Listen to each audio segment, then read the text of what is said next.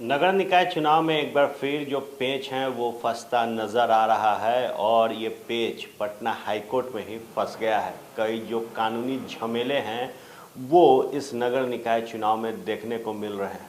बता दें आपको कि बिहार निर्वाचन आयोग द्वारा जब 2 दिन में इस चुनाव को कराने की अधिसूचना जारी कर दी गई, 18 और 28 तारीख को वोटिंग की तिथि चुनी गई और 30 तारीख को मतगणना, तो अब एक बार फिर पूरे मामले जो हैं वो हाई कोर्ट और सुप्रीम कोर्ट में फंसते नज़र आ रहे हैं। दरअसल बिहार में 224 नगर निकायों का जो चुनाव दिसंबर में 2 चरणों में कराए जाने के राज्य निर्वाचन आयोग में नई कानूनी अड़चनें सामने आ गई है। मामला सुप्रीम कोर्ट में चल रहा है। इस बीच पटना हाई कोर्ट में 6 दिसंबर को इससे संबंधित 2 महत्वपूर्ण याचिकाओं पर सुनवाई होगी। पटना हाईकोर्ट में चीफ जस्टिस की बेंच नगर निकाय चुनाव पर सुनवाई करेगी। इसी दिन सरकार कोर्ट को ईबीसी आयोग की रिपोर्ट की जानकारी दे सकती है। हालांकि राज्य सरकार और राज्य निर्वाचन आयोग को सुप्रीम कोर्ट में भी जवाब देना होगा। वैसे गुरुवार को पटना हाईकोर्ट में नगर निकायों में प्रशासकों की तैनाती को चुनौती देने वाली एक याचिका पर सुनवाई हुई। अंजू देवी बनाम राज्य सरकार और विजय कुमार विमल बनाम राज्य सरकार के इस मामले में जस्टिस ए अमानुल्लाह और जस्टिस सुनील दत्त मिश्र की खंडपीठ ने सुनवाई की। दरअसल इस याचिका में नगर निकायों को प्रशासकों के जरिए चलाए जाने की चुनौती दी गई। इस दौरान याचिकाकर्ता के वकील ने नगर निकाय चुनाव पर रोक लगाने की मांग की, लेकिन मामला सुप्रीम कोर्ट और हाई कोर्ट के चीफ जस्टिस के बेंच में होने के कारण इस बेंच ने चुनाव पर रोक लगाने को लेकर खंडपीठ ने कोई टिप्पणी नहीं की।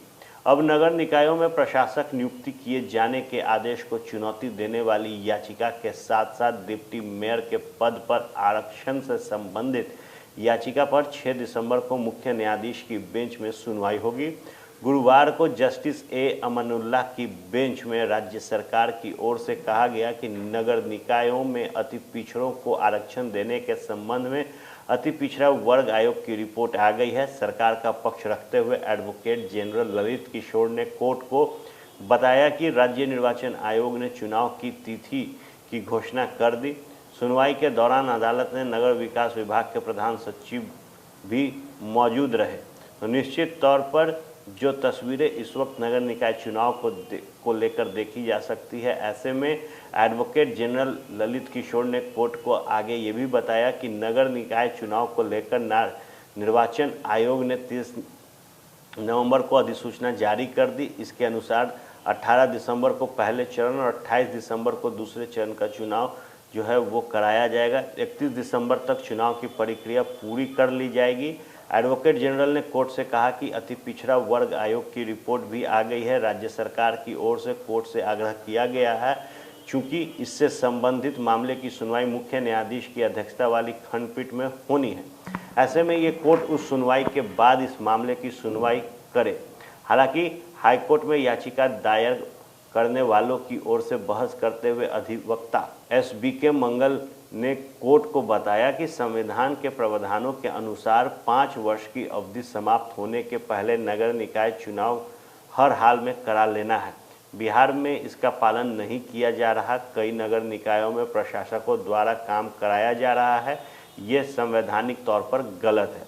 उन्होंने कोर्ट को बताया कि सुप्रीम कोर्ट ने भी राज्य सरकार द्वारा अति पिछड़ा वर्ग आयोग को डेडिकेटेड कमीशन का दर्जा देने से इनकार कर दिया।